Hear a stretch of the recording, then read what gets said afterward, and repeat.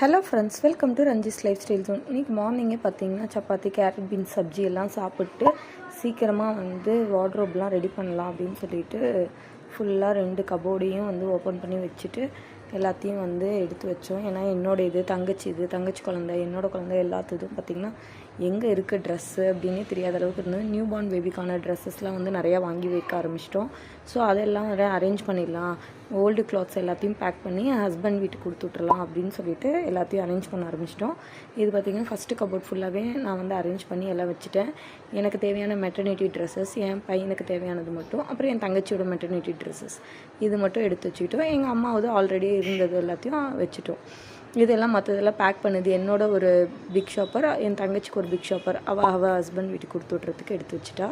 அதுக்கப்புறம் பார்த்திங்கன்னா பட்டு புடவையெல்லாம் நிறையா இருந்துச்சு. அது எல்லாத்தையும் கொஞ்சம் கொடுத்து விட்றலாம் அப்படின்னு சொல்லிட்டு நான் எடுத்து வச்சு எல்லாத்தையும் கொடுத்து விட்றதுக்கு எடுத்து வச்சிட்டேன். இது எங்கள் அம்மாவோட சாரீ எல்லாத்தையும் அரேஞ்ச் பண்ணி கொடுத்துடலாம். நியூ பார்ன் பேபிக்கும் கொஞ்சம் ஸ்பேஸ் இடம் விட்டு வச்சாச்சு. அதோட ட்ரெஸ்ஸஸ்லாம் வந்துச்சுன்னா நியூ பார்ன் ட்ரெஸ்ஸஸ் எல்லாத்தையுமே அங்கே வச்சுக்கலாம் அப்படின்ட்டு நான் பார்த்திங்கன்னா ஹாஸ்பிட்டல் பேக் வீடியோ பேக்கிங் எல்லாமே நான் சேனலில் அப்லோட் பண்ணியிருக்கேன். தேவைப்படுறவங்க லிங்க் கொடுக்குறேன், செக் பண்ணி பாருங்கள். Thank you, by.